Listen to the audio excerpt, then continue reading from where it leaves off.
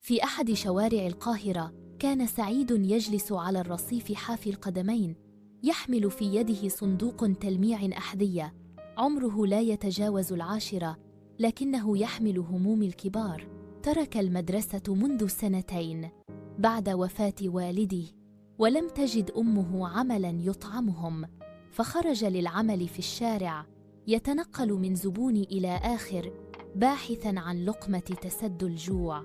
كل مساء ينظر إلى الأطفال في المدرسة المجاورة، يتمنى لو كان مكانهم، يحمل حقيبة بدلاً من الصندوق. كان يحلم أن يصبح طبيباً يداوي الأطفال الفقراء مثله تماماً، لكن الشارع كان قاسياً لا يعرف الأحلام. في يوم من الأيام جلس بجانبه رجل كبير في السن، لاحظ ذكاءه وسأله عن اسمه وقصته. تحدث سعيد بخجل، لكنه تحدث بصدق.